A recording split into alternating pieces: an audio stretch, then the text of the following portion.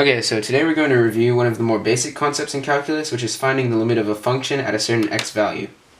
And just to review, the first thing you want to do when trying to find the limit of a function is plug that x value into the equation, just to see if it might work by chance. Next, if that doesn't work, if the equation contains any polynomials, you want to factor these polynomials to check for any holes. If the equation contains any fractions, you want to clean them up. If the equation contains any radicals in the numerator or denominator, you want to multiply by the conjugate. If the equation contains any logs, you want to simplify them. And finally, if all else fails, you want to graph the equation just to get a better visual. Another thing to remember when doing these types of problems is to always write out the limit as x approaches some number before each step in your work. This is important because a function like this does not equal a function like this. This function is this function without the hole at x equals 2, and therefore they're not equivalent.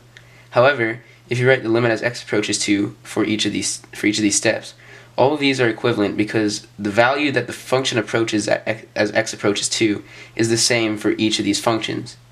And throughout my work, you'll see that I denote this step with an arrow, and that's just the same thing, but I would recommend writing this out for each step in your work, just to be safe. So let's jump right into our first problem here, and you can see it's pretty straightforward. So if we try and plug in -5, we will see that we get an undefined answer, which is not what we want. So in the numerator, it is the difference of squares, so we can factor it out to x plus 5 times x minus 5.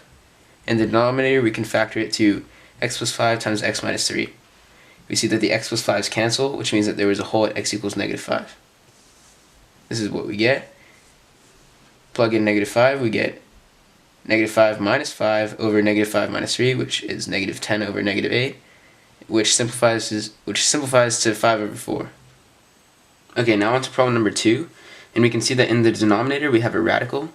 So all we have to do is multiply by the conjugate to both the numerator and denominator, and so we multiply the numerator and denominator by 5 plus, because we switched the signs, square root of x plus 25, and we get that the radical goes away in the denominator, and the numerator we're left with x times the conjugate, and in the denominator we see that 25's can cancel after we distribute the negative, and so we can cancel the x's now, and we're left with a function that looks like the limit as x approaches 0 of -5 minus square root of x plus 25, which then when we plug in 0, we get that it equals -5 minus 5, which equals -10.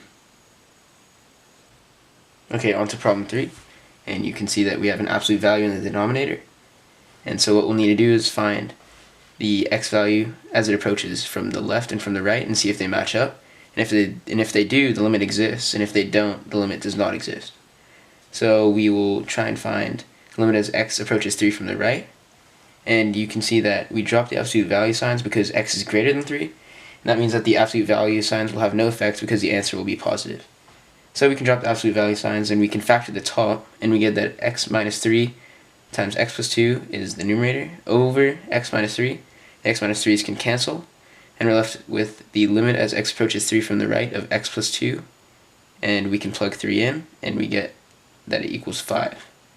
The same can be done with 3 from the left now, but when we drop the absolute value signs, we have to insert a negative in front because x is less than 3, so absolute value signs will have an effect, and now we have to insert a negative in order to make it positive. So we do the same, factor the top, which is the same, x minus 3 times x plus 2.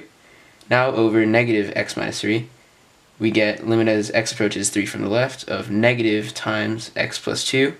We can plug in 3, and we will get that it equals -5.